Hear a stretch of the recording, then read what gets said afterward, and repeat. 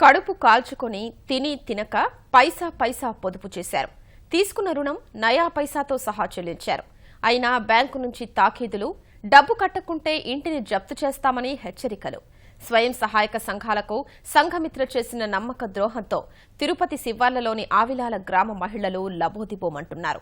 పొదుపు చేసిన ₹1 కోటి పైగా సొమ్ము స్వాహ కావడంతో 46 మహిళా సంఘాలు రోడ్డున పడ్డాయి.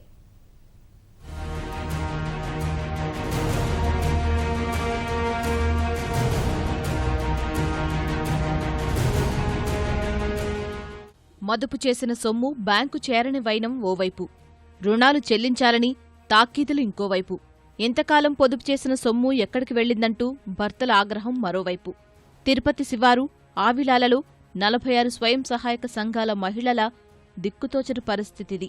ఆవిలాల గ్రామ పంచాయతీ పరిధిలోని గాంధీపురం, శ్రీనగర్ కాలనీ మహిళలు కొన్నేళ్లుగా బ్యాంకు రుణాలు తీసుకుని వివిధ వ్యాపారాలు చేస్తూ ఉపాధి పొందుతున్నారు. పొదుపు చేసిన సొమ్ముతో పాటు వ్యాపారాల కోసం బ్యాంకుల్లో తీసుకున్న రుణాలను, బ్యాంకులో జమ చేసే మొత్తాలను తమ పరిధిలోని సంఘమిత్ర స్వప్నకుమారికి చెల్లించారు.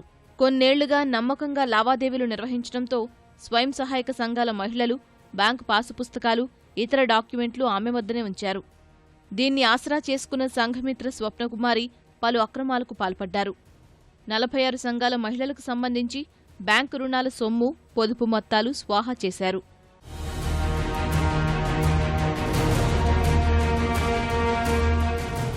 ఇటీవల బ్యాంక్ అధికారులు రుణాలు చెల్లించాలని మహిళలకు నోటీసులివ్వడంతో అక్రమాలు బయటపడ్డాయి. అక్రమాలకు పాల్పడిన తీరు తెలుసుకున్న మహిళలు నిలదీసేసరికి సంఘమిత్ర పరారయ్యారు. వారం రోజులుగా కనిపించకపోవడంతో మహిళలు తీవ్ర ఆందోళన చెందుతున్నారు. ఇప్పుడు 5.5 లక్షల దాకా నష్టం వచ్చేసింది. ఆమె దగ్గర నెల తెచ్చిచ్చాము మేము. మా బుక్కులో ఏమో ఎంటర్ చేసేసింది, కానీ బ్యాంకులో ₹1 కూడా మాది కట్టలేదు. 90,000 ఉన్నింది మాది బ్యాంకులో పొదుపు వచ్చి.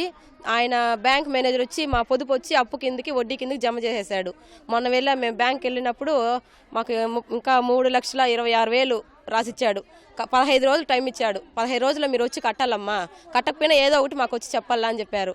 మేడాలను అడిగితే మీరు కట్టాలా, మీరు కట్టకపోతే మీ ఇల్లు బీగాలు వేస్తారు వచ్చి అని చెప్తున్నారు. మాది 2,85,000 పోయిందని అని చెప్తాను. ఇప్పుడు పోయిన సంవత్సరము 15 సంవత్సరం 2015లో 12వ నెలకి తీరిపోయిందని బుక్కులో రాసిచ్చింది.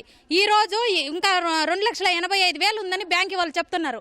మేము ఎలా కట్టాలి? బ్యాంక్ వాళ్ళు వస్తాము, సీసీ మేడం ఇద్దరిది ఉందని మేము అనుకుంటాను. ప్రియాంక సంఘం సార్, మా సంఘంలో మేము నెల పోయి కట్టాము. 4వ నెలలో తీరిపోతే దానికి ఇంకా మీ సంఘంది ఇంకా డబ్బులు ఉందని చెప్పి మా పొదుపులో 90,000 ఉంటే దాన్ని తీసి ట్రాన్స్ఫరేషన్ చేసుకుని మాకు ఫోను చేయలేదు. బ్యాంక్ వాళ్ళు ఏమి చేయలేదు. మేము కట్టలేదు కదా, 1 నెల కట్టలేదు, మాకు ఫోన్ చేయాలి కదా. ఫోను చేయలేదు. లీడర్లు 2 ఉన్నారు. లీడర్లకు ఫోను చేయలేదు, ఏమీ చేయలేదు. చేయకుండానే మీరు ట్రాన్స్ఫరేషన్ ఎట్ట పెట్టుకుంటారు? రుణాలు 1 నెల చెల్లించకపోతే నోటీసులు జారీ చేసే బ్యాంక్ అధికారులు సంవత్సర కాలంగా పట్టించుకోకుండా ఇప్పుడు నోటీసులు జారీ చేస్తున్నారని మహిళలు వాపోతున్నారు. డ్వాక్రా గ్రూపు లీడర్ల ప్రమేయం లేకుండా రుణం మంజూరు చేయడం, పొదుపు మొత్తాల నుంచి అప్పు మినహాయించుకోవడంపై మహిళలు ఆగ్రహం వ్యక్తం చేస్తున్నారు. సంఘమిత్రతో కుమ్మక్కైన బ్యాంక్ అధికారులు సొమ్మును స్వాహా చేశారని మహిళలు ఆరోపిస్తున్నారు. ఫస్ట్ లీడర్ సంతకం పెట్టాలా, చెక్కులు సంతకాలు ఉండాలా. ఫస్ట్ లీడర్ ఎవరు అంటారు? మా పాస్బుక్లో మా ఫోటోలు ఉన్నాయి సార్. మా ఫస్ట్ లీడర్, సెకండ్ లీడర్ అని పాస్బుక్లు లేకుండా, ఫస్ట్ లీడర్, సెకండ్ లీడర్ సంతకాలు లేకుండా డబ్బులు ఆమెకి ఎవరు ఇచ్చినారు? ఇప్పుడు మీరు కట్టండి, లేకుంటే మీ పొదుపులో ఉండేది మేము ట్రాన్స్ఫర్ చేసుకుంటాం అంటున్నారు. బ్లాక్ మెయిల్ అయిపోయింది ఇప్పుడు మాది పరిస్థితి. బ్యాంక్ వాళ్ళు బయట పోయి మాట్లాడండి అంటున్నారు. మా పరిస్థితి ఏంది? ఇప్పుడు ఇంట్లో మగవాళ్ళు ఇవ్వని అంటున్నారు.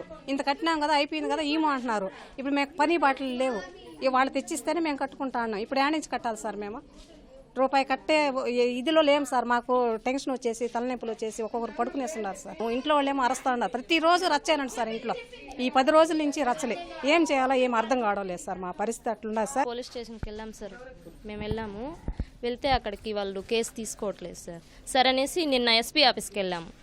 అక్కడికి ఎంఆర్పల్లి పోలీస్ స్టేషన్లోకి వెళ్ళి కేసు పెట్టిన తర్వాతనే రండి అని చెప్పినారు ఆ మేడం.